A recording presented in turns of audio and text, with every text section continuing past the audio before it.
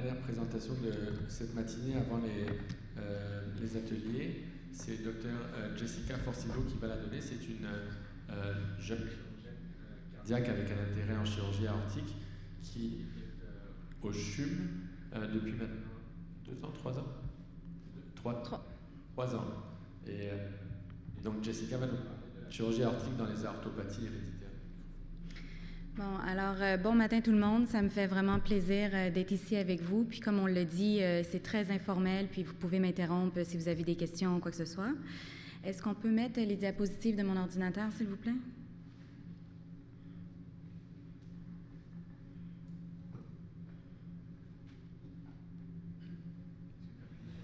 Ouais, mais c'est pas moi qui dois le faire. Ah, ça va marcher. Ouais.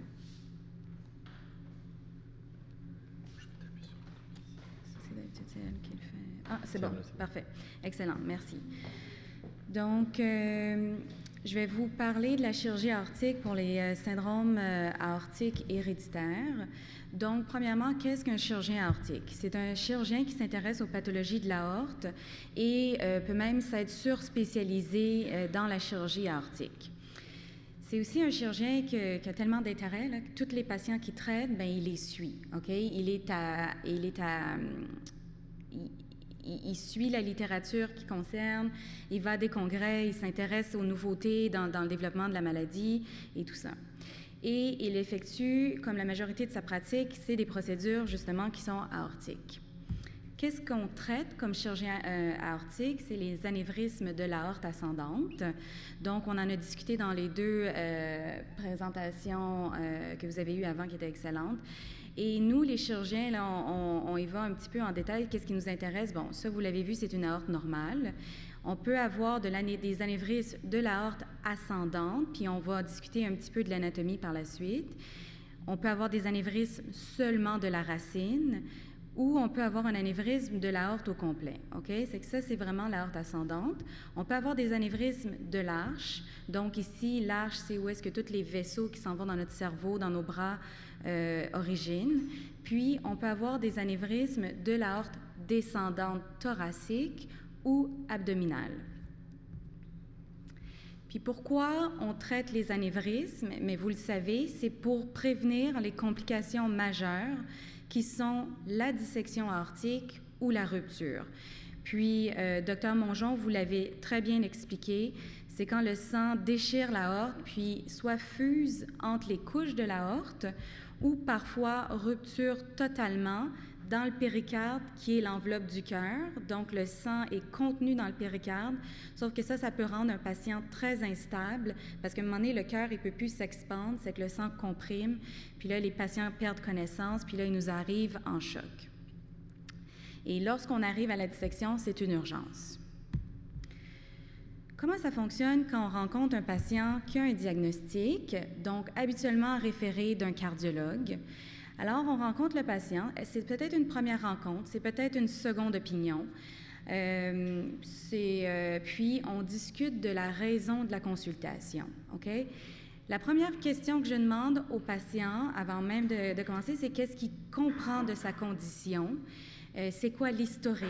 Qu'est-ce qui a été fait auparavant? OK? Puis ensuite, je lui dis qu'est-ce que moi, je comprends de sa condition. OK? Puis c'est sûr qu'une rencontre avec le patient, c'est pas un monologue. L'aspect paternaliste du médecin, là, ça n'existe plus. OK?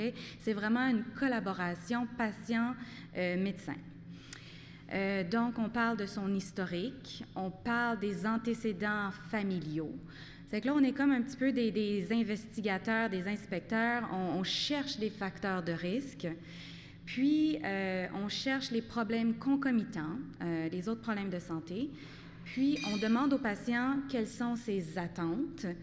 On répond aux questions. Puis, on veut savoir quelles sont les inquiétudes face à cette pathologie-là. C'est très important dans tout notre raisonnement. Le processus décisionnel aussi, c'est basé sur des lignes directrices qu'on appelle des guidelines. Okay? On a des guidelines canadiens, américains, européens.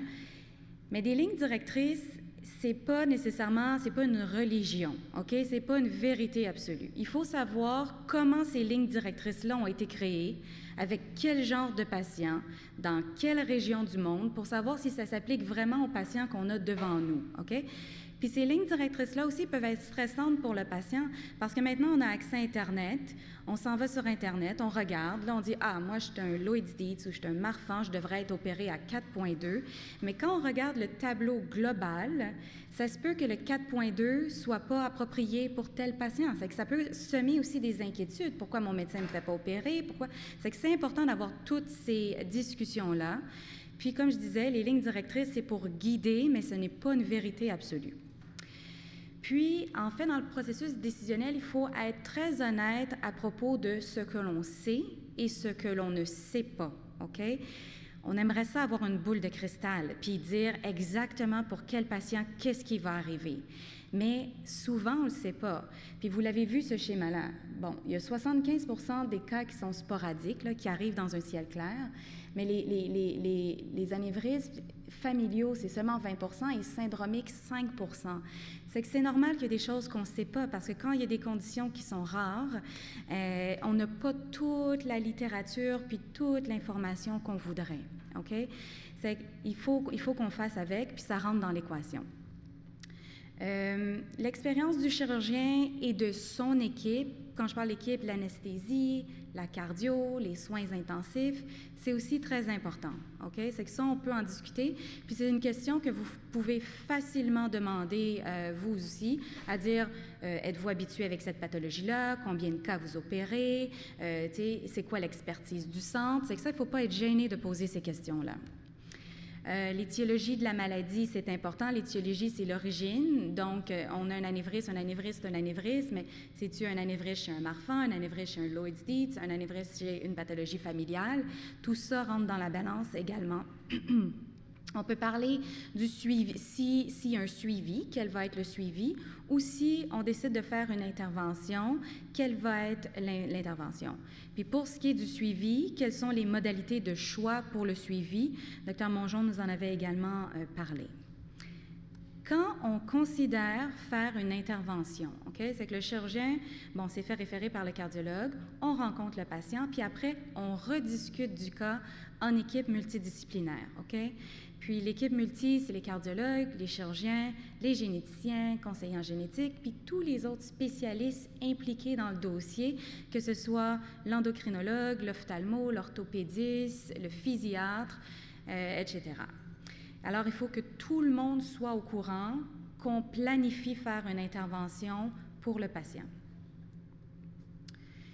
Puis bien sûr, pour céduler une intervention, il faut que maintenant les bénéfices de l'intervention soient rendus plus grands que les risques de complications reliées à la chirurgie. Puis c'est toujours mieux, quand on dit élective, c'est une chirurgie qui est planifiée. C'est toujours mieux de faire la chirurgie planifiée que d'arriver avec une complication puis de faire ça en urgence dans le milieu de la nuit. Les faits, entre autres, c'est que plus un anévrisme augmente, plus le risque de rupture et de dissection augmente aussi. Puis il faut savoir que les aortes chez les patients avec maladie du tissu conjonctif sont plus vulnérables que les aortes normales. Okay? Puis juste pour vous montrer d'où ça vient, là, les lignes directrices, chez les patients qui n'ont pas de syndrome ou qui n'ont pas de pathologie aortique, on avait identifié le 5.5, OK? Puis ça vient d'un article qui est très célèbre, qu'on étudie dans nos examens et tout ça, mais c'était un melting pot là, de toutes les pathologies aortiques ensemble, OK? Donc, les sporadiques, les syndromiques également. Puis là, il était venu à un chiffre qui était 5.5. Puis pourquoi on opère à 5.5? Parce que c'est vraiment à 6 que le risque augmente rapidement. Donc, on se laisse une marge de manœuvre à 5.5. Mais qu'est-ce qu'il y en est des pathologies plus rares? Est-ce qu'on doit se fier au 5.5? Puis là, c'est là que toutes les évidences, toutes les recherches nous ont fait pencher plus précocement pour les patients qui avaient des pathologies de l'aorte. Ici, on voit avec le Marfan qu'il y a très peu de dissections qui vont arriver en bas de 5. La majorité vont arriver supérieures à 5.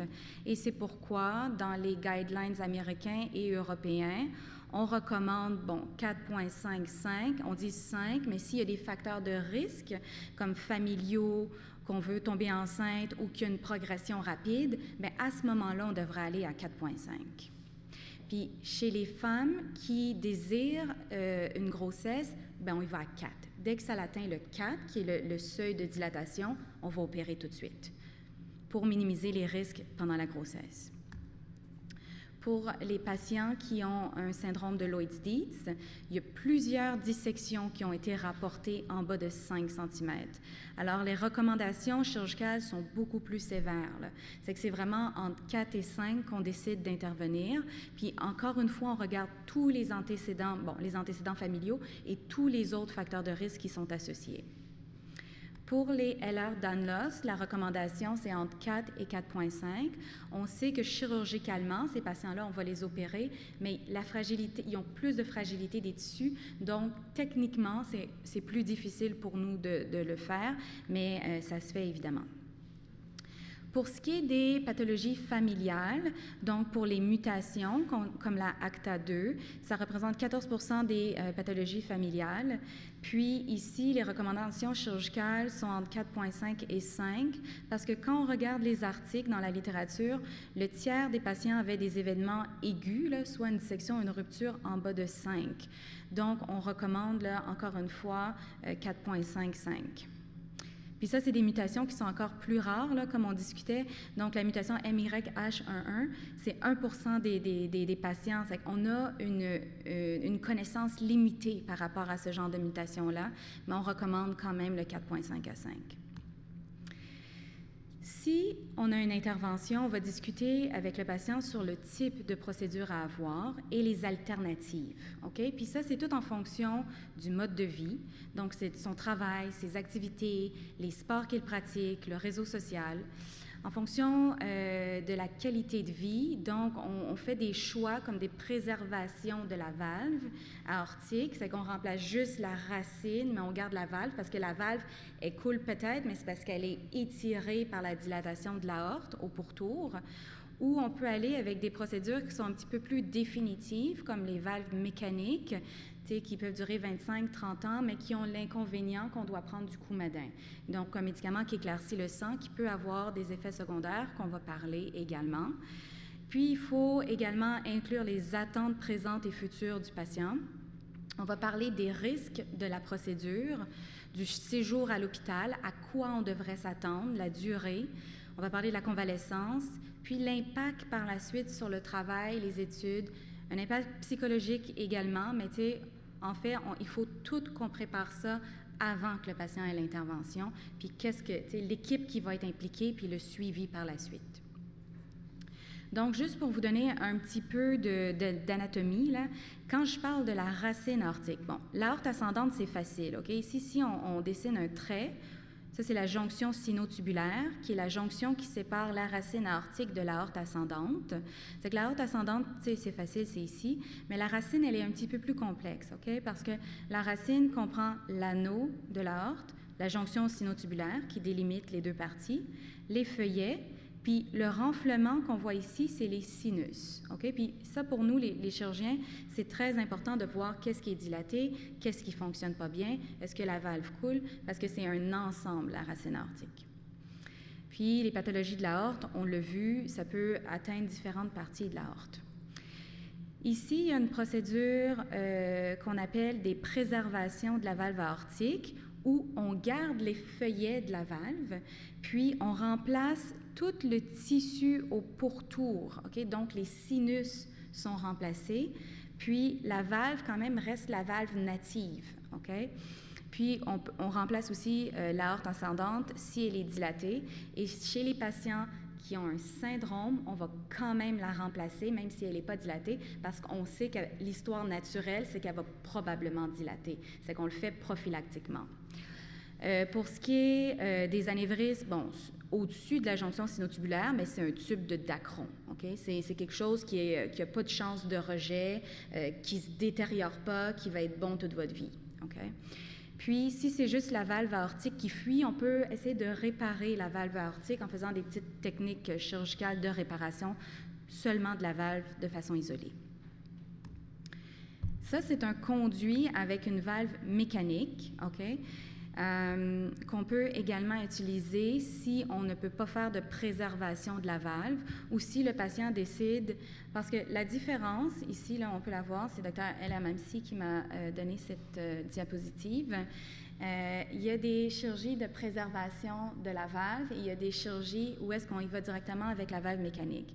La valve mécanique, s'il y a quelqu'un qui ne veut plus rien savoir d'une chirurgie cardiaque dans le futur, bien, qui veut minimiser ses chances d'avoir une chirurgie cardiaque dans le futur, on peut mettre une valve mécanique, OK? L'inconvénient, on peut l'entendre faire du bruit, OK? Ça va être tic-tic, puis même le conjoint, la nuit, quand il n'y a pas de bruit, peut l'entendre. Puis il y a des risques reliés au coumadin qui sont des risques de saignements mineurs, comme un saignement de nez ou un saignement majeur intracrânien de 1 à 2 % par année, qui est cumulatif à vie, OK? Puis c'est sûr qu'au niveau de la qualité de vie, si on est quelqu'un qui voyage beaucoup, qui fait des sports, qui saigne facilement, mais c'est pas évident la gestion du coumadin. Puis, il y a des chirurgies de préservation de la valve aortique, c'est que là, on enlève tout le coumadin et tout ça, on garde la valve native, sauf qu'on risque peut-être d'avoir une réopération dans le futur, OK? C'est qu'il faut voir un petit peu avec les valeurs du patient, ses attentes, quelle serait l'option préférable, OK? Chirurgie de la racine aortique, c'est des chirurgies un petit peu plus complexes, un petit peu plus à risque de morbidité neurologique, de mortalité, mais dans des mains expérimentées, c'est une chirurgie qui se fait bien. Puis à ce moment-là, il faut tout réimplanter les vaisseaux qui viennent du cerveau, puis remplacer l'arche de l'aorte.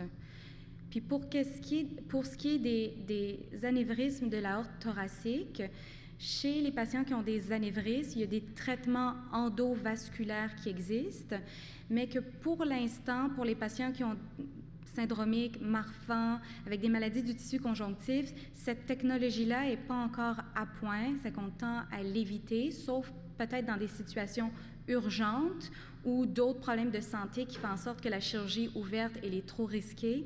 On peut utiliser ça, mais il y a beaucoup de recherche et de développement en termes de procédures endovasculaires, même pour les patients qui ont des syndromes.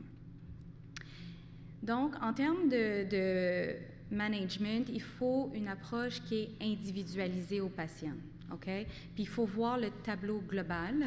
C'est que ça, c'est un message que je veux passer. Puis il y a plusieurs directions futures, dont l'imagerie fonctionnelle, qui est la biomécanique de l'aorte, là, comme vous voyez ici, parce que ce qu'on veut comprendre, c'est comment on peut prédire ce qui va survenir. C'est quoi l'évolution naturelle d'un anévrisme chez telle personne, OK? Pas globalement. Puis voir si on peut rajouter, à tout ce qu'on fait comme test, rajouter des tests pour nous aider à prédire ce qui va arriver, ou justement à mieux traiter et à mieux suivre les patients qui viennent nous voir. Il y a des biomarqueurs sanguins là, qu'on prélève. C'est toutes des études qui sont en cours. Les marqueurs génétiques, comme Dr. Richer vous a parlé, et les nouvelles technologies moins évasives pour les patients avec maladies du tissu conjonctif. Donc, pour conclure, l'expertise du centre et du chirurgien est importante, puis l'approche multidisciplinaire est essentielle. Puis c'est sûr que, l'approche chirurgicale doit être discutée et en fonction des valeurs du patient et de l'histoire naturelle de sa pathologie.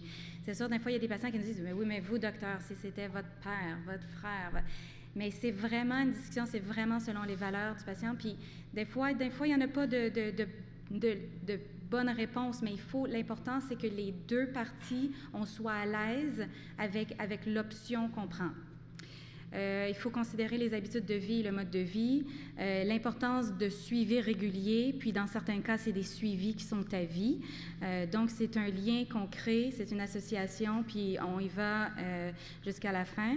Puis, il faut une approche individualisée, un travail d'équipe, de collaboration, patient-médecin. Alors, je vous remercie pour votre attention, puis je suis prête à répondre à des questions.